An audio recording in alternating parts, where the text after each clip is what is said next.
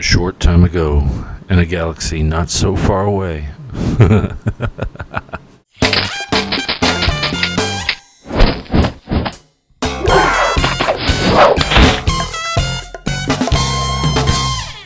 welcome back to the Comconocave. I'm your host, the Comconocalst, and today we're going to be talking about science. Now, there were 4 articles that I found on the internet that I thought were quite fascinating, and I wanted to share them with everybody, so I hope you enjoy this. First of all, NASA is preparing plans to explore the ice-covered oceans underneath Europa. Now, if you're not familiar with Europa, and you've seen the movie 2001, well, that wasn't Europa. Now, when they decided to convert the movie into a novel, they ended up changing it to Europa, and in the subsequent sequels from the movie 2010, 2061, and 3001, they all used Europa. Europa, they feel, has the best chance of sustaining extraterrestrial life. Now, we're not talking simians, apes, things like that. Okay, what Europa is a moon of Jupiter, and it is completely covered in ice. But underneath that ice, they think there is H2O, water. But not only is there water, but they also know that there are volcanic fissures which produce heat. They know this because they've observed eruptions off of the surface of the ice moon that reach heights taller than Mount Everest. Now, whenever you have water and you have heat, that is a perfect combination for possible life. Now, we're not, like I said, we're not talking apes and things like that. We're talking bacteria, very, very small, forms.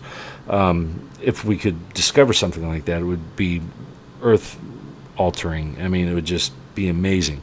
Now, NASA themselves, they're not developing this spacecraft. They've sent a plea out to commercial companies, organizations, things like that, to develop something that not only would be able to withstand the radiation that the moon is bombarded with, not only from space but the planet Jupiter, but also not contaminate the environment if they were able to discover that there was water and explore that area as well. They're not giving a timetable as far as when they want to get this accomplished, but the fact that they're pursuing it, I think, is quite amazing. Next, NASA is giving a thrilling thumbs up to a microwave space drive. Now, a microwave drive is a propellantless thruster, which I tell you the truth, I have no idea how it works. It converts electricity into microwaves, which somehow propels either a satellite or a spaceship. Now, the reason why they're pursuing this is because it will cut down on the space needed on a spacecraft for space exploration, primarily, the moon, Mars, places like that. But it also will make things a lot cheaper as far as putting satellites into orbit or, going to the moon or going to Mars. I wasn't going to try to explain this, and I hope you don't mind.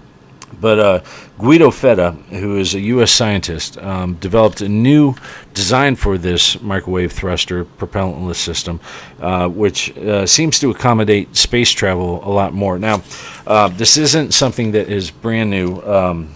It said that, let's see, and I'm hoping I get all this right. British scientist Robert Schroyer produced something called the M drive, which converts electrical power to thrust by bouncing microwaves around in a closed container. The concept was also duplicated by a Chinese team whose microwave thruster produced a minor 72 grams of thrust, which is sufficient enough for a small satellite orbital thruster used to, put a satellite into a different orbit once it's already made it into space. This is just one step closer to the Star Trek warp drive, so that's why I wanted to mention it. It really is amazing, even though I have no idea how to understand it. The next article I want to talk about was the Rosetta spacecraft. Now, this is something that the European Space Agency has been working with. The Rosetta spacecraft is it's a spacecraft that they've sent into space, and they're trying to reach a comet nicknamed CG. Now, it's been chasing this comet for 3.5 billion miles. just so it can get close enough to enter into the comet's orbit. Now, the comet itself, it orbits the sun every 6.5 years. But what makes this interesting is, like I said, it's entering into the comet's gravitational field in orbit, but they're also going to be putting a lander on it, and they're just doing it for, to do it. I mean, that's the whole reason for space exploration. Do something that you haven't done before and learn from it. It sounds really incredible and actually quite amazing. So I'm hoping that everything goes well. It took quite a few years before they were able to land on this. Okay. I'm sorry, Ken asked me to try to pronounce the name of the two people that actually discovered this satellite, and I'm going to butcher the names. I know I am. But let's see. Okay. There were two Ukrainian astronomers. The first one was Klem Churyumov, and the other one was Svetlana Gerasimenko. How's that? Okay. I hope you got a laugh from it. Actually, but because of the names, and they decided to nickname it CG. But keep an ear out for it. Rosetta is going to be all over the news once they drop their lander on it, and it's going to make, like I said, huge scientific breakthroughs in news. The last article that I want to talk about was a flying saucer from NASA. Now, it's an actual orbital lander, decelerator. It's nicknamed the flying saucer because it's round. But what it's designed to do is, once it's in the planet's atmosphere, primarily Mars, but I'm guessing that they could also use it on the moon, starts spinning around until it reaches a certain rotation, and then it starts to descend, and then parachutes are deployed, and it cushions the landing for different payloads, whether it be rovers, equipment, supplies for future Mars astronauts. But what happened was, when they tested it for the first time, the parachutes that deployed actually tore, and they ripped, and the thing crashed to the planet.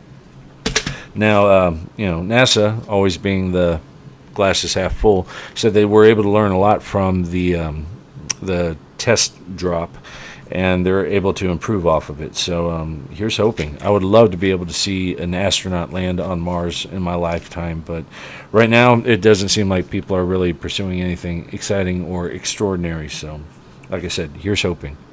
That's it for this week. If you have any questions, you can reach me at comconocave@gmail.com. You can reach me on Twitter at Comconocalst, or you can leave the questions in the comment section below, and I hope to hear from you. Until next time, take it easy.